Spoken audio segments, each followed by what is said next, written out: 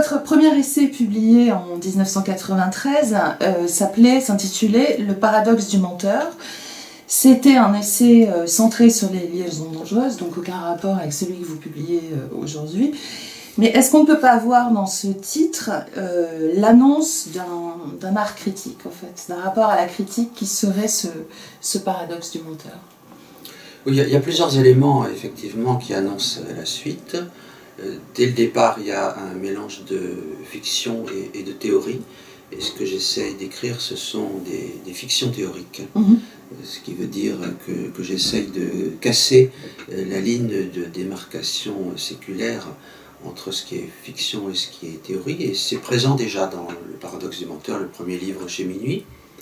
Ce qui est aussi commun à d'autres livres, et en particulier à l'énigme Tolstoïevski, c'est ce que j'ai appelé dans un autre livre la littérature appliquée à la psychanalyse. C'est-à-dire cette idée de puiser dans la littérature, ce que Freud faisait déjà, des éléments de réflexion sur le psychisme. Et donc tout cela est déjà en germe, effectivement, dans le tout premier livre consacré aux liaisons dangereuses. Et donc là, ce volume pour lequel nous nous rencontrons, l'énigme Tolstoïevski, a ce terme absolument central dans le titre d'énigme.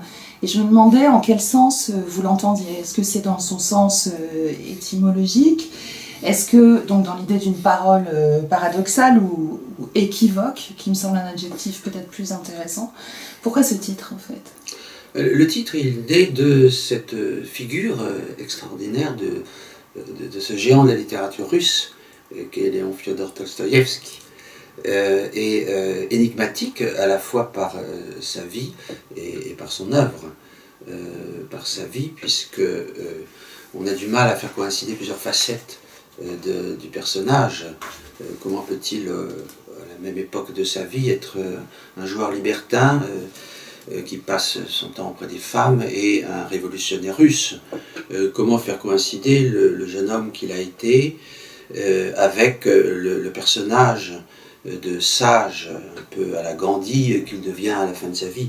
Le biographe se heurte à des difficultés de cohésion de l'existence, mais aussi à des difficultés pour penser l'ensemble d'une œuvre qui fait voisiner des textes aussi différents que Guerre et paix ou Crime et châtiment.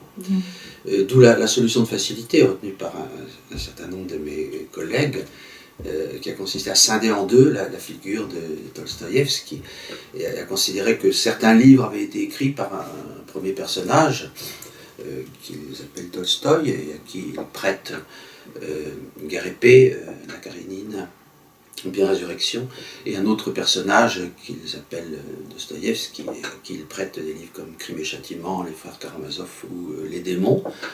Un exemple célèbre étant celui du critique George Steiner, qui va écrire un livre intitulé Tolstoï ou Dostoïevski pour l'interrogation. Et donc l'énigme, pour moi, la solution de l'énigme a consisté à réunir les deux et à écrire non pas ou mais et entre les deux noms d'auteurs en les rassemblant. Tolstoïevski est un auteur méconnu ou manqué de l'histoire littéraire. Comment vous l'avez-vous rencontré ? Par des lectures d'enfance. Ça fait très longtemps que je lis les romans de Tolstoïevski, ou que je vois les adaptations cinématographiques. Donc j'avais envie depuis longtemps d'en parler et puis de rassembler les deux facettes de ce personnage. Ce qui est extraordinaire chez lui, c'est à la fois l'importance de l'œuvre, les contrastes biographiques, mais aussi ce en quoi il peut illustrer, comme je vous le disais à propos de cette notion de littérature appliquée à la psychanalyse, une autre conception du psychisme. Et ce que je demande beaucoup à la littérature, c'est de me faire réfléchir sur les autres et sur moi-même. Et sur alors ce qui était dans votre précédent essai, la pluralité des mondes, la pluralité des univers, et là celui-ci est sur la pluralité des êtres, et vous montrez très bien qu'il ne s'agit pas seulement d'antagonisme qui serait réductible à un seul moi, mais véritablement d'une pluralité de personnes à l'intérieur d'une même personne. Oui, j'ai repris une théorie qui est curieusement née en France. à la fin du 19e siècle, qui est la théorie des personnalités multiples, TPM, trouble de la personnalité multiple, qui a été illustrée par de grands psychiatres français, à commencer par Pierre Janet. Et cette théorie ne s'est pas implantée en France, pour une raison simple, c'est qu'elle a été supplantée par la psychanalyse, qui déferle dans la psychiatrie française autour des années 1910 et 1920. Et donc cette théorie est partie aux États-Unis, où elle a connu un très vif succès à la fin du XXe siècle. Pensez à certaines œuvres qui l'illustrent, comme Psychose de Hitchcock, qui est une illustration de cette théorie de la personnalité multiple. Et elle a eu tellement de succès qu'elle est devenue une partie importante de la nosographie américaine et qu'elle est rentrée officiellement dans les années 80 dans ce qu'on appelle le DSM, qui est le traité de psychiatrie officiel des pays anglo-saxons. Et elle a été d'une certaine manière victime de son succès, et en particulier de la récupération que les avocats ont fait de la théorie des personnalités multiples. Parce qu'à partir du moment où vous considérez que le moi n'est pas simplement divisé entre des forces contradictoires, mais que vous êtes constitué de différentes personnes qui parfois ignorent même leurs agissements réciproques, pourquoi devriez-vous pénalement payer pour à la place de quelqu'un qui n'a pas commis les actes que vous avez commis vous? Vous n'avez pas plus de raison d'acquitter votre dette envers la société que pour votre voisin. Et donc les avocats se sont emparés de cette théorie des personnalités multiples et ont même obtenu des acquittements. Un cas très célèbre, c'est celui de Billy Milligan, qui a donné lieu au film qui est sorti l'an dernier en France, Split. Et Billy Milligan a été acquitté de viol parce que son avocat a utilisé la théorie des personnalités multiples.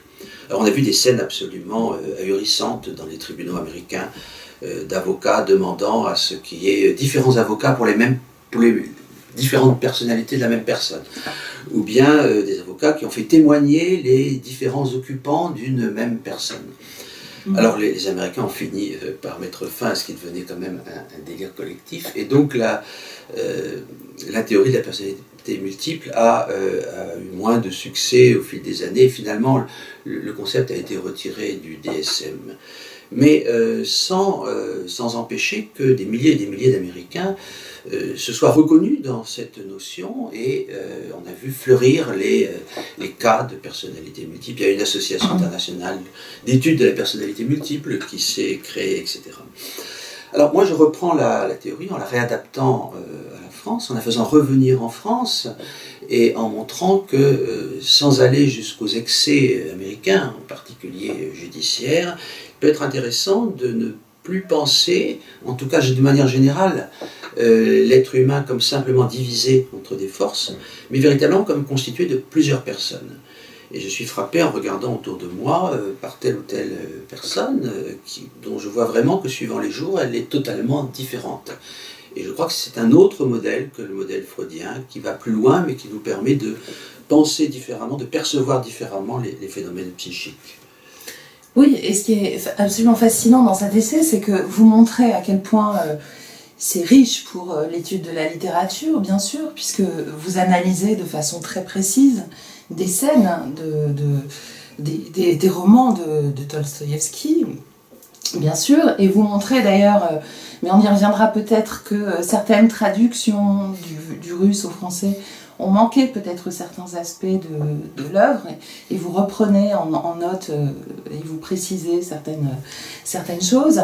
Mais il y a cette richesse donc pour l'étude de la littérature, mais vous montrez qu'il y a des échos très forts dans la représentation que cela induit pour la société, vous venez d'en parler, pour la justice, pour aussi notre conception de l'amour, puisque vous parlez de ce fait aussi de ce qu'est le polyamour, et du fait qu'il n'y a aucune contradiction à aimer deux personnes en même temps, ou plusieurs personnes en même temps, et vous le montrez à travers les héroïnes ou les héros de Tolstoïevski. Donc il y a des répercussions très fortes et des enjeux qui sont sociaux. Oui. Alors prenons l'exemple de l'amour, puisque vous avez toute une série d'analyses de la passion amoureuse dans Tolstoïevski, et manifestement il était hanté par cette question du polyamour et des problèmes que sa compréhension pose. Prenons l'exemple de Guerre et Paix. vous avez le personnage de Natacha, la grande figure féminine de Guerrippé. Natacha est amoureuse du prince André, et le prince André la quitte un moment, un délai qui n'est pas très long, parce qu'il va se battre contre les armées napoléoniennes qui ont envahi la Russie. Et Natacha tombe amoureuse à ce moment-là d'un libertin qui s'appelle Anatole Kouragine. Et elle se retrouve dans la situation d'être passionnément amoureuse de deux personnes. Et elle-même le présente ainsi. Et se dit, mais ce n'est pas possible. Et elle a raison, il y a un problème. Parce qu'on n'est pas simplement dans le cas du goût. On peut tout à fait comprendre que quelqu'un aime à la fois Proust et Beckett, ou bien la musique classique et le jazz. Mais être passionné, c'est avoir toute sa personnalité, son psychisme envahi par l'autre, par un ou une autre. On ne peut pas être envahi par deux ou trois personnes en même temps. Sauf si justement, on admet cette hypothèse que nous sommes plusieurs. Auquel cas, ce n'est pas la même personne qui est amoureuse de tel ou tel, et la contradiction s'efface. Et vous avez de nombreux exemples de ce type dans l'œuvre de Tolstoïevski, qui a écrit par exemple un roman qui est véritablement centré sur le polyamour, qui s'appelle Humiliés et offensés, dans lequel le personnage, Alyosha, est amoureux de deux personnes en même temps et n'arrive pas à choisir.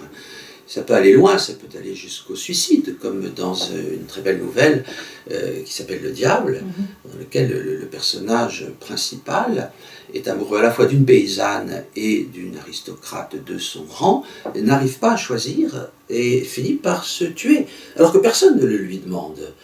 Chacune des deux femmes est tout à fait prête à accepter l'autre, mais il ne peut pas supporter cette contradiction. Pourquoi ? Parce qu'il est complètement pris dans ce stéréotype, dans cette illusion que nous serions un sous prétexte que notre corps est un.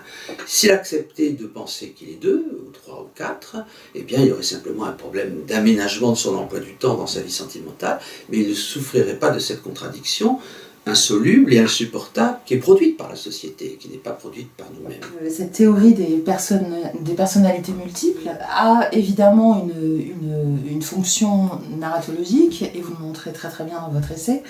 C'est-à-dire le fait que finalement ce qu'on peut analyser comme des tensions narratives ou des disjonctions, des apories, etc., peut être éclairé et compris à travers cette question des personnalités multiples. C'est-à-dire que le roman est une exploration de cette multiplicité ou de cette pluralité. Oui, les écrivains, comme d'habitude, ont un temps d'avance sur les psychiatres, les philosophes ou les sciences humaines, et ils ont exploré depuis longtemps cette multiplicité interne. Pensez à Tolstoïevski à nouveau, avec la question du double. L'un de ses grands romans s'appelle Le Double, et le double va d'ailleurs, comme thème, se répandre dans la littérature de la fin du 19e, en même temps que naît cette théorie des personnalités multiples. Proust, que je cite, développe explicitement dans son œuvre une théorie des personnalités multiples, des multiples moi, en particulier il montre comment dans les périodes de deuil, nous sommes obligés d'informer successivement toutes les personnes qui nous constituent, et qu'il ne suffit pas d'en informer une seule. Et Proust va donner naissance à des travaux de sciences humaines contemporains comme Deleuze qui s'en inspire. Donc il y a toute une tradition de la littérature qui a proposé des modèles différents, mais tous ces modèles ont été un peu mis sous le boisseau, sous l'été noir, par le surgissement et la réussite de la psychanalyse. Ce sont simplement des modèles, c'est-à-dire ce sont des propositions théoriques, poétiques, mais après tout, puisque nous utilisons souvent les modèles freudiens, modèles que l'on appelle topiques, par exemple, sur moi, le ça, pourquoi ne pas utiliser aussi, en tout cas pour certaines personnes qui paraissent vraiment correspondre à ce schéma, cet autre modèle alternatif des personnalités multiples. Oui, Freud est peut-être l'autre grand auteur qui est convoqué dans ce livre, et qui me semble être peut-être l'énigme aussi du titre, mais puisque vous dialoguez beaucoup avec Freud, vous montrez à la fois comment certaines de ces propositions peuvent être discutées, c'est-à-dire à la fois ce que vous proposez comme théorie des personnalités multiples change un tout petit peu la perception qu'on peut avoir de Freud, et en même temps ça entre en dialogue. Est-ce que vous êtes d'accord avec ça ? Oui, tout à fait, parce que Freud a une intuition géniale autour des années 20, qui est l'intuition de la pulsion de mort. Et il regarde autour de lui, il se rend compte que très souvent, nous nous mettons dans des situations où nous sommes nos propres ennemis. Ce qui est totalement invraisemblable. On peut comprendre l'agressivité contre quelqu'un qui nous gêne dans la réalisation de nos projets ou qui nous agresse. Mais comment penser cette idée que nous puissions nous attaquer nous-mêmes? Et il va donc élaborer cette théorie qui va être critiquée, y compris par de nombreux psychanalystes, y compris encore aujourd'hui, qui est celle de la pulsion de mort. Une partie de notre énergie psychique serait retournée contre nous-mêmes et viserait à nous nuire. Mais il y a un moment où il bloque dans son explication, car comment expliquer cette pulsion de mort? Alors il va aller chercher du côté d'un hypothétique principe de nirvana qu'il va emprunter à Barbara Lowe. Alors, je reprends quelque chose qui est très proche, parce que les personnages de Tolstoïevski sont vraiment des personnages qui retournent leur agressivité contre eux-mêmes. Pensez à ce roman extraordinaire, Crime et Châtiment, dont le héros, Raskolnikov, un étudiant désargenté, tue une usurière et sa sœur, et s'en sort très bien. Absolument personne ne le soupçonne. Et il va tout faire pour retourner les soupçons contre lui-même et faire en sorte que la police l'arrête. Ce qui est complètement invraisemblable. Dans un autre roman de Tolstoïevski, Résurrection, Tolstoïevski revient sur cette question de la culpabilité avec un personnage qui va, par culpabilité, se séparer de tous ses biens et aller rejoindre une femme en prison. Comment expliquer ces comportements paradoxaux, pour reprendre ce que nous disions tout à l'heure du paradoxe? La pulsion de mort ne suffit pas à l'expliquer. Si nous faisons l'hypothèse que nous sommes plusieurs, qu'il y a en permanence des conflits entre ceux qui nous habitent, qui nous occupent, alors nous avons des solutions pour penser cette idée invraisemblable, mais si vraie quand nous regardons autour de nous, que parfois le pire ennemi de nous-mêmes, c'est nous. Votre livre s'ouvre sur une biographie de Tolstoïevski, on en parlait tout à l'heure, et dans Demain est écrit, donc qui est un de vos précédents essais, donc, que vous avez publié en 2005, dans un chapitre qui s'appelait La biographie à l'endroit, vous écriviez « Si de nouvelles formes de conjugaison sont nécessaires à la compréhension de la littérature, elles devraient trouver leur plein lien d'exercice dans la biographie. Genre majeur de notre relation aux auteurs, actif bien au-delà des vies proprement dites, qui racontent des existences, puisque c'est le sens même du déroulement d'une vie qui organise souvent notre perception des œuvres. » Et en lien avec cette phrase, ces deux phrases de Demain est écrit, je me demandais si cette biographie de Tolstoïevski était aussi destinée à dégager des forces, des tensions, des paradoxes. Et donc, est-ce qu'elle est pour vous tournée vers l'avenir? C'est-à-dire, elle nous donne à découvrir un auteur, donc à changer notre perception des choses. Non, elle vise surtout à lever les ambiguïtés et à donner des repères après donc, toute cette période de confusion à propos de Tolstoïevski et de scission de Tolstoïevski en deux auteurs. Donc je n'ai pas repris le principe que je proposais dans Demain est écrit d'organiser la biographie à partir de la fin, mais c'est vrai que on pourrait tout à fait relire cette biographie dans l'autre sens, celui que j'appelais le bon sens dans Demain est écrit, en commençant par les dernières années, l'épisode de la gare où il se retrouve isolé, la donation de ses biens à ses proches, etc. Et voir comment tout cela explique certains épisodes antérieurs. Par exemple, peut-être l'épisode du bagne, dans les premières années. Il y aurait certainement un travail de ce type à faire pour présenter de façon moins classique la biographie de Tolstoïevski. Oui, parce que le corollaire en fait, de cette question, c'était par rapport à cette question des vies imaginaires, qui est très très importante dans la littérature de l'ultra contemporain, disons, cette vogue des biofictions, des exofictions, etc. Je trouve qu'il y a une forme de renouvellement dans ce chapitre liminaire, dans ces repères chronologiques, qui sont à la fois des repères et une volonté aussi de nous faire perdre nos repères, nos acquis sur la littérature, où l'imaginaire serait à la fois l'imaginaire d'une vie, comme dans le genre codifié aujourd'hui des vies imaginaires, mais changer notre imaginaire de la littérature, ce qu'on pense savoir de la littérature russe par exemple, ou de cet auteur. Oui, c'est sûr que j'essaye d'introduire de l'imaginaire, de la fiction, de la science-fiction, voire par moments quelques erreurs. Je ne sais pas si vous avez repéré qu'il y avait une petite erreur dans l'ensemble du livre, parce que je pense qu'il y a une sorte de fécondité de l'erreur. L'erreur n'est pas forcément nocive, elle peut aussi ouvrir à des perspectives que l'on n'aurait pas si on n'en passait pas par son détour.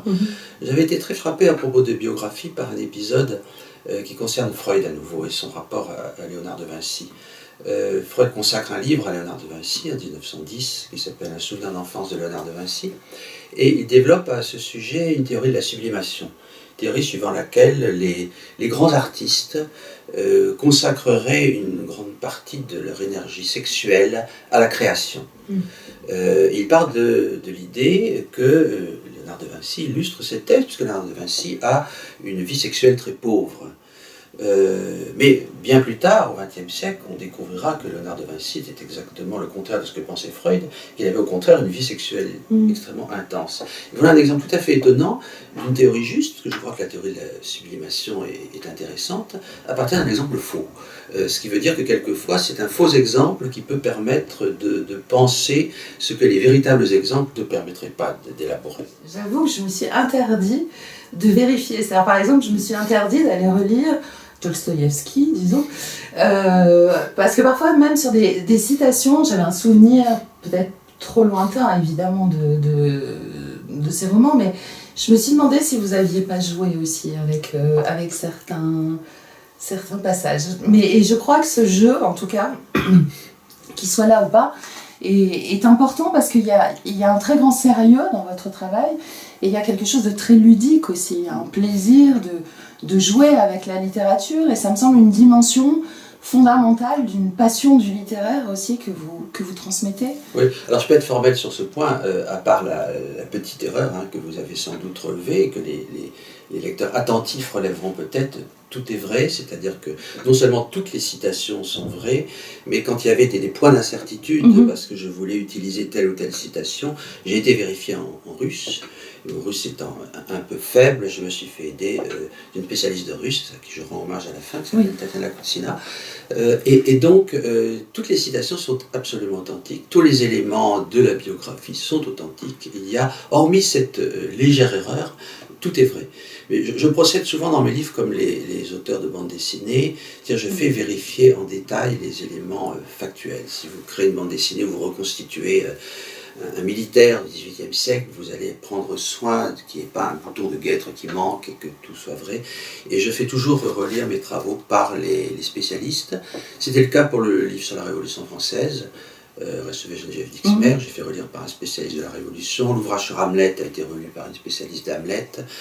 L'ouvrage sur Sherlock Holmes par des spécialistes de Sherlock Holmes, etc. Donc j'essaie toujours, du point de vue de l'érudition, d'être absolument inattaquable. On ne m'a jamais attaqué sur ce plan.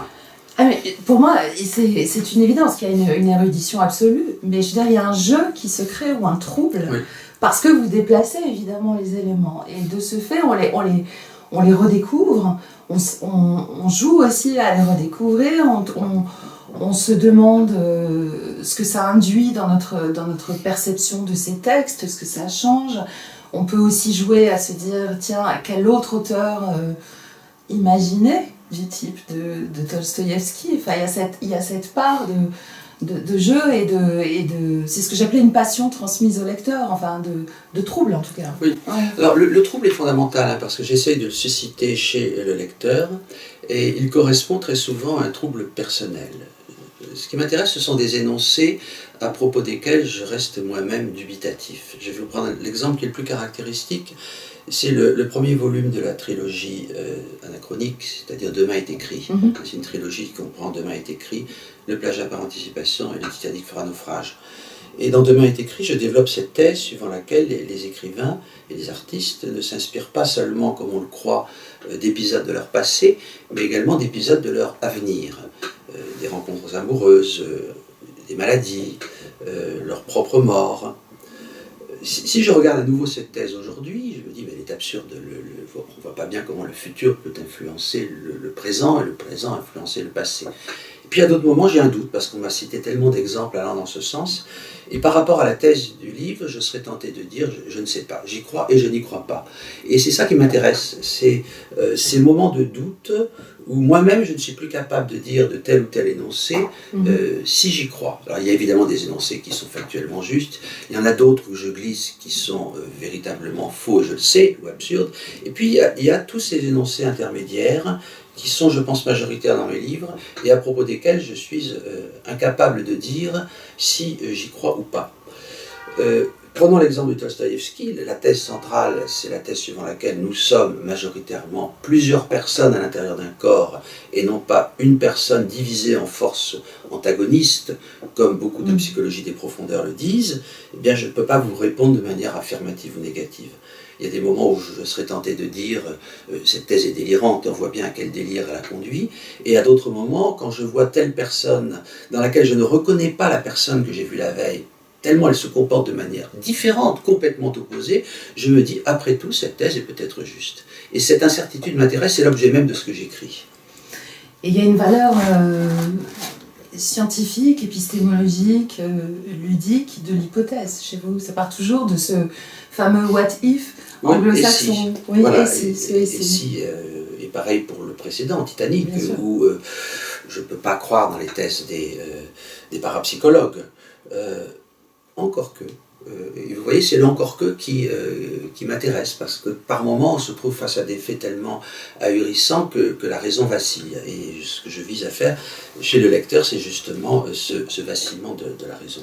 Et dans la construction alors, plus large de votre œuvre, cette théorie des personnalités multiples apparaît après celle sur les univers eux-mêmes multiples, donc il existe d'autres mondes, publié en 2014, et l'épilogue de cet essai que j'ai relu avant l'entretien s'ouvrait sur cette phrase: il n'y a pas que les œuvres qui puissent être heureusement éclairées par la théorie des univers parallèles, il y a aussi et surtout nos vies.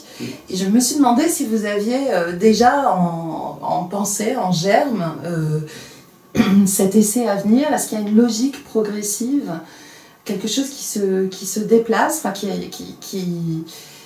que vous posez comme une sorte d'hypothèse à la fin d'un livre et que vous reprenez dans le suivant, que vous croisez dans Oui, alors il y a une connexion évidente, même si elle n'est pas faite là, hormis de façon très elliptique, entre la théorie physique quantique des univers parallèles que je défends et la théorie des personnalités multiples. Ce que j'essaie, c'est d'ouvrir mon œuvre vers d'autres domaines que la littérature et l'art, vers la psychologie, et ça depuis longtemps, avec l'idée de littérature appliquée à la psychanalyse, vers la réflexion politique et éthique, avec la série Aurais-je été résistant au bourreau, Aurais-je sauvé Dixmer, mais aussi vers la physique, puisque je défends comme soubassement épistémologique de l'ensemble la théorie des univers parallèles. Alors c'est un cycle, il y a 7 cycles en tout.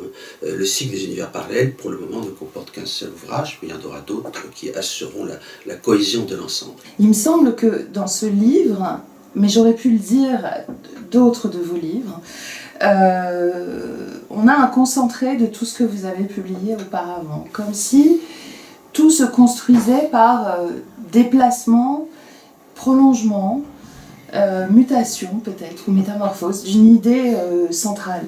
Je pense à des pages qui renvoient pour vos lecteurs à « Aurais-je été résistant au bourreau ?» Ici, c'est plutôt sur la question de victime, bourreau de soi-même. La notion de plagiat réciproque, parce qu'on peut se demander si au centre de cette question, ou de cet être, Dostoïevski, il n'y a pas une forme aussi de plagiat réciproque, je ne sais pas, parce qu'il y a des convergences. À l'idée que vous commentez un auteur que personne n'a lu, donc comme on parlait des livres que l'on n'a pas lus, ce sont des œuvres qui changent d'auteur. Est-ce que vous êtes d'accord avec cette idée que cet essai est une sorte de convergence des chemins que vous avez emprunté jusqu'ici? Ce qui me plaît beaucoup dans ce que vous dites, c'est l'idée qu'il y a l'ensemble d'un univers, et il n'y a pas de plus belle qualité pour pour une œuvre, et de plus beau compliment pour un écrivain que de dire qu'il a créé un univers. Non, je ne pense pas que celui-là soit plus un condensé. Je pense que tous les livres résonnent les uns avec les autres. Celui-là est clairement au croisement de deux des 7 cycles. Un premier cycle de la réécriture et un deuxième cycle de la littérature appliquée à la psychanalyse.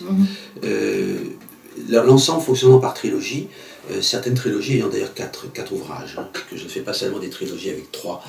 Et la trilogie de la réécriture en comporte 4. Donc c'est le hors-sujet, un ouvrage sur la digression chez Proust, comment améliorer les œuvres ratées, et si les œuvres changeaient d'auteur, et l'énigme Dostoïevski. La trilogie de la littérature appliquée en comporte 3, c'est l'ouvrage sur la clope, nous avons cité tout à l'heure, c'est Maupassant, et peut-on appliquer la littérature à la psychanalyse. Alors le texte sur Dostoïevski est plus dans le cycle de la réécriture. Vous disiez, je suis le premier à lire Dostoïevski. Non, mais je suis le premier en revanche à travailler sur Dostoïevski. Que les questions que je pose, exemple, comment le même auteur a-t-il pu écrire Crime et châtiment à guerre et paix, personne ne les avait posées jusqu'alors. Donc c'est un ouvrage qui est clairement du côté de la réécriture, avec une proposition qui a d'ailleurs des vertus économiques, ça peut faire gagner de l'argent. On nous demande aujourd'hui de rassembler les universités, de rassembler les départements, moi je réunis les auteurs, donc il est clairement ce livre du côté de la réécriture, mais il y a aussi des liens très étroits avec ce que je fais dans à peu près tous les livres, réfléchir sur d'autres manières de penser le psychisme à partir des propositions des œuvres littéraires et des œuvres artistiques. Oui, enfin, je suis totalement d'accord avec vous que c'est pas plus cet essai-là que d'autres. Je vous aurais posé la question sur un autre livre, là j'en profite parce que je vous vois, mais il y a comme ça une sorte de convergence qui est fascinante, parce que ça part systématiquement ailleurs, tout en restant dans ce centre. Vous êtes très gentil de prendre les choses ainsi, parce qu'on pourrait aussi dire que je me répète, ce qui n'a pas hésité à dire une lectrice récente sur Fabula du Titanic sur un naufrage, dont le thème principal de l'article était que je ne cessais de me répéter. Mais si on voit les choses de manière plus aimable, plus bienveillante envers mon œuvre, effectivement, je crois qu'il y a une cohérence. Parce que vous dédiez ce livre à la mémoire d'Umberto Eco, donc il a disparu récemment. Donc je suppose que c'est pour des raisons personnelles et intellectuelles aussi. Enfin, je sais qu'il a écrit sur vos livres. Mais est-ce que c'est lié aussi au fait que ce travail, enfin cette énigme Dostoïevski, démontre l'importance du lecteur dans la construction d'une œuvre, dans les déplacements qu'il opère, qui est une idée qu'a développée Umberto Eco sur le fait que le lecteur crée en partie l'œuvre. L'œuvre ouverte, oui, appelée. Oui. Tout justifiait cette dédicace, qui est due au fait qu'il est mort peu de temps avant. Le fait qu'il avait rendu compte de plusieurs de mes ouvrages de manière très, très généreuse. Le fait que j'avais eu un débat avec lui à New York, à la New York Public Library, et ça avait été pour moi un épisode absolument majeur, débat à l'occasion duquel il avait à nouveau fait preuve de beaucoup de générosité. C'était un immense lecteur. C'était aussi quelqu'un qui, dans Le nom de la rose, qui pour moi est un livre phare, a réussi à unir la fiction et la théorie. Le nom de la rose est un polar, vous savez que j'ai fait toute une série de polars théoriques aussi, mais c'est aussi un grand ouvrage de réflexion théorique sur les hérésies. C'était un très grand Européen. Ce qui me touche beaucoup, il a vu cette formule extraordinaire en disant que la langue de l'Europe, c'est la traduction, ce que je trouve magnifique. Et comme vous le dites, évidemment, il y a toute cette réflexion qui recoupe la mienne sur la lecture et la place fondatrice du lecteur. Donc tout imposait la présence d'Umberto Eco en tête du livre. Comme plusieurs de vos livres, il existe d'autres mondes, ou si les œuvres changent d'auteur, la citation en épigraphe est empruntée à Borges. Oui. Et je suppose qu'il y a une influence capitale de Borges sur votre travail. Oui, et j'aimerais que vous en parliez un petit peu. Il est présent en permanence. Je vais peut-être relire la citation parce qu'elle va tout à fait dans le sens de ce que nous disions tout à l'heure sur le fait que l'être humain est parfois son propre ennemi. hein, ce qui est très présent dans le roman russe. Et là, il évoque le roman russe, mais c'est manifestement d'abord la figure de Dostoïevski qu'il évoque. Le texte se trouve dans la préface à l'invention de Morel, et Borges écrit ceci: « Les Russes et les disciples des Russes ont démontré jusqu'à la nausée que rien n'est impossible, suicide par excès de bonheur, assassinat par charité, personne qui s'adore au point de se séparer pour toujours, traître par amour ou par humilité, cette liberté totale finit par rejoindre le désordre total. » C'est magnifique. Oui, Borges est toujours présent d'une manière ou d'une autre dans mes livres. C'est l'initiateur principal, le penseur qui est toujours présent là d'une manière ou d'une autre. Plagiat par anticipation partait plus ou moins également de Borges, comme de multiples autres livres. Dans cette épigraphe, en fait, vous citez sa préface à l'invention de Morel, qui est un livre de Casares, un livre de Casares. Est-ce que c'est aussi une référence cachée du livre? En citant la préface à un autre auteur, c'est comme si on en avait deux là aussi, qui se... oui, la nouvelle de Casares, qui raconte comment une île est occupée par des fantômes, des images des morts, hein, est évidemment un peu dans l'esprit de ce que je fais de manière générale. Bon, mais c'est pas sans raison que Borges, qui était très ami de Casares, a choisi de préfacer son livre. On est dans un même univers, mi-onirique, mi-irrationnel. Parce que pour moi, le titre de ce texte, de la nouvelle, était presque un sous-titre à l'énigme Dostoïevski, oui, c'est pour ça. Et donc, dans les repères chronologiques, vous évoquez cette fécondité de l'erreur, et vous en avez parlé tout à l'heure, de la fécondité de l'erreur pour penser, pour travailler sur les textes. Est-ce que c'est un principe absolument central pour vous?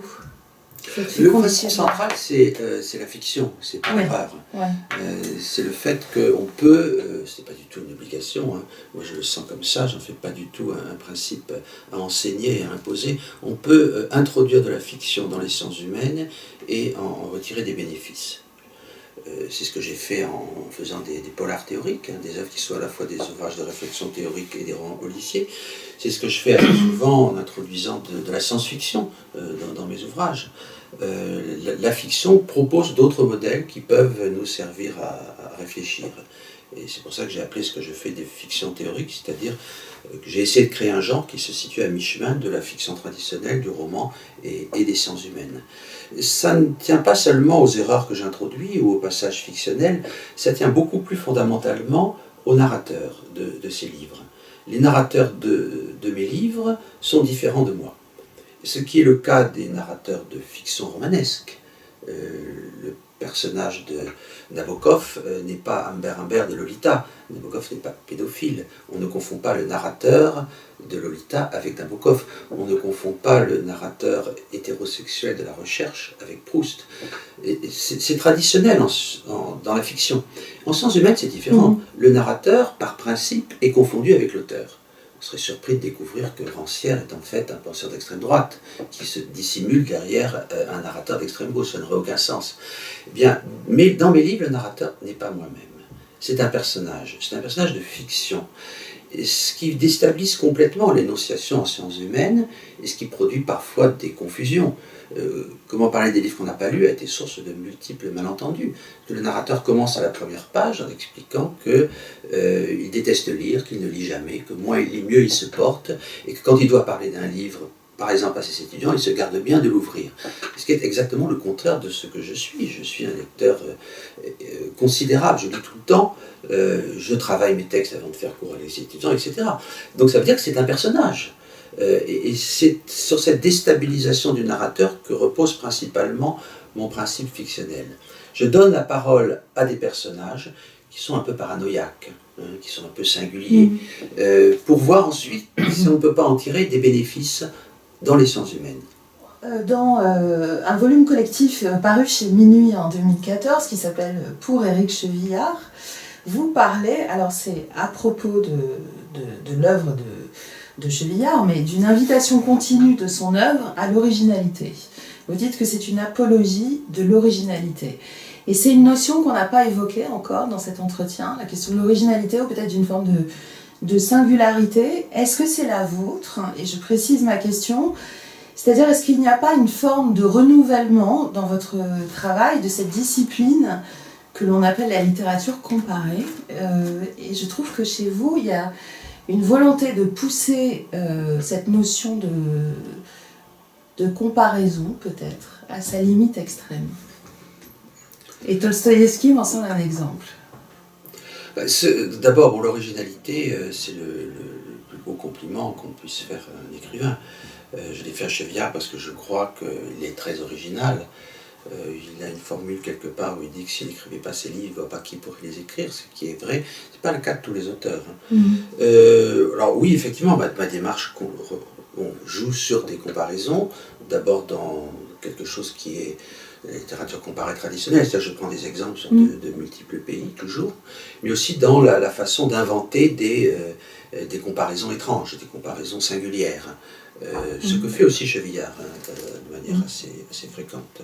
Inventer des comparaisons qui apparemment n'ont pas de sens, en particulier sur le plan méthodologique, la comparaison entre des disciplines classiques et la science-fiction, ou bien une physique traditionnelle et une physique beaucoup plus poétique.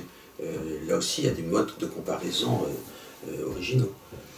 Oui, et qui sont la comparaison jusqu'à l'inversion parfois, en tout cas de nos systèmes de perception, des repères chronologiques ou des repères biographiques, etc. Donc c'est pour ça que je parlais de comparaison poussée à son acmé, en quelque sorte. Oui. Enfin, ouais. Par exemple, ça peut conduire à de nouvelles formes d'histoire littéraire, puisque je propose dans le plagiat par anticipation de changer les auteurs de siècle, et par exemple de transbahuter Laurence Sterne au XXe siècle en faisant glisser de 2 siècles, mais tout en gardant l'essentiel de ce qu'il est. Là aussi, il y a une forme d'erreur, une forme de fiction, mais fondatrice, féconde, j'espère. Oui, et Sterne est l'autre auteur que j'aurais pu évoquer avec Borges. Bien sûr, il est également présent, bien sûr. Dans Comment j'ai fait régresser la critique, qui est un texte que vous avez publié en ouverture du volume sur votre œuvre dirigée par Laurent Zimmermann, donc publié en 2010, vous écrivez avoir tenté de livre en livre de déplacer une des lignes fondatrices de toute écriture, et vous en avez pas mal parlé dans cet entretien, celle qui sépare la théorie de la fiction. Et vous parlez de fiction théorique, là, et en ouverture de Comment améliorer les œuvres ratées, vous placiez cette citation de Gérard Genette dans le nouveau discours du récit. Les critiques n'ont fait jusqu'ici qu'interpréter la littérature. Il s'agit maintenant de la transformer. Et j'aimerais savoir comment vous vous définiriez. C'est-à-dire, tout à l'heure, vous avez employé le terme d'écrivain. Est-ce que vous vous considérez comme un critique, comme un auteur au sens large du terme, c'est-à-dire ça rassemblerait théorie et fiction, ou est-ce que vous êtes un écrivain, ou est-ce qu'il faudrait inventer un autre terme pour dire ce rapport entre fiction et non-fiction qui est permanent chez vous? Alors, 2 points. D'abord, en ce qui concerne la citation de Genette, elle me permet de préciser que l'ensemble de ce que je fais, réparti en 7 cycles, c'est ce que j'appelle de la critique interventionniste. C'est-à-dire le fait de ne pas laisser les œuvres ou les auteurs immuables, mais d'intervenir sur eux à leur profit, je pense, au profit du lecteur. La fiction théorique étant le moyen, étant, si je peux dire, le bras armé de la critique interventionniste. En ce qui concerne l'appellation, peut-être pourrait-on dire écrivain, la question s'est posée de savoir comment présenter génériquement ce que je faisais quand les 3 livres de critique policière, qui a tué Roger Ackroyd, Enquête sur Hamlet et l'affaire du chien de Baskerville, ont été publiés en poche chez Minuit. Et nous avons convenu avec Irène Lindon de les mettre plutôt dans la collection de poche de fiction, c'est-à-dire aux côtés de Beckett, de Claude Simon, des Schnoz, plutôt qu'aux côtés de Bourdieu ou de Lévinas, puisqu'il y a également une collection de poches de sciences humaines. Et tout en ayant énormément d'admiration pour Bourdieu ou Lévinas, je me sens beaucoup mieux aux côtés des romanciers. Donc c'est vrai qu'il faudrait inventer peut-être un autre nom. Cela dit, le terme d'écrivain ne qualifie pas nécessairement la fiction. Non, bien sûr. Donc je pense qu'il peut convenir pour la fiction théorique et la critique interventionniste, donc je vous propose de le retenir.